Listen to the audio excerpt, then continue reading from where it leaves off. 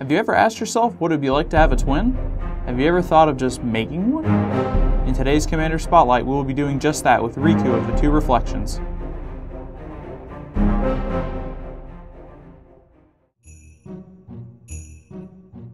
Riku of Two Reflections had two passions, the study of spellcraft and the study of life. However, the mage never had time to master both. So through an ancient illusionist spell, he found the solution.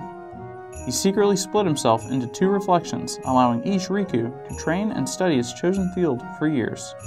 Today, the reflections never stray far from one another, and when danger threatens, enemies will face the power of both Rikus.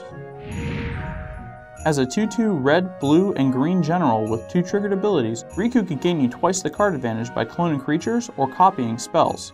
He has a lot of strong synergies with just about every card in his colors and can manipulate the game in very quick ways, with just one creature or one spell making him very versatile in any field of play. One question a lot of players have, though, is why play Riku and not some other general in these colors, like Maelstrom Wanderer? Well, when it comes to styles of play, Riku is for that player who loves to be a manipulator, and when everyone least expects it, gains control of the match by cloning everything in your deck. When you have him out, you can effectively double your hand size, not counting your lands of course, and become a threat. So make sure that you get the most out of him or protect him from the siege that is the enemy players. Now with Commander, most multicolored generals come with a hefty price tag. Luckily, Riku is one that you can build on a budget and still have a hold on the game. Here's one list that I found on MTG Salvation that is fairly cheap to build.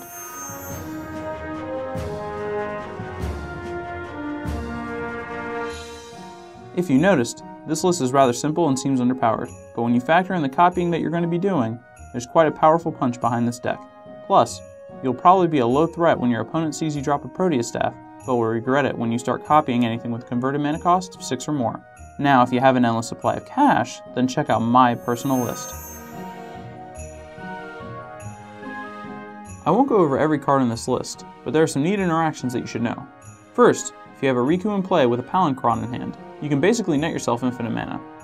When you play Palinchron and make a token, the token is going to net you 5 extra mana, because it only costed 2. With that 5, you can use 4 of it to return the original Palinchron to your hand, and you can recast it, and then make another token. For every time you do this, you can get 1 mana of any color of your choice, depending on your lands. Second, with Riku and Crystal Shard in play, any of your non-token clones can be brought back to recopy later in the game. This can prove to be quite useful if you happen to have a Coiling Oracle in play. Every time you play Coiling Oracle, you effectively draw a card or you ramp a land, and you can always block with the token and then save the original copy for later. Third, with Riku and Birthing Pod in play, every creature you grab with the pod can be cloned, so you can make a fork in your road to retain your options for Birthing Pod. For example, if you have Birds of Paradise and you Birthing Pod it, you'll get a 2-drop that you can clone. With that clone, you can go off into a different path to help you later down the road. Another option is the ability to protect your combo pieces. For instance, if you wanted to play Splinter Twin or Kiki-Jiki and you have a Riku in play and a Pestermite in hand, you can play 1 and copy it to tap down your opponent's lands to disrupt any hope of removal, and if they do respond with removal, they have to have at least 2 spells to kill both targets for your Splinter Twin or Kiki-Jiki. A few other examples involving spells would be Riku copying Skyshroud Claim, which nets you an effective 2 mana, or Riku copying Explorer, which not only draws you 2 extra cards, but ramps you an additional land. So in conclusion, Riku is for the real Johnnies and even Spikes who just want to combo off and kill their opponents. With a quick setup using Fauna Shaman, or its clone, or Green Sun Zenith, or its copy, you can get things you need to sneak attack your opponents.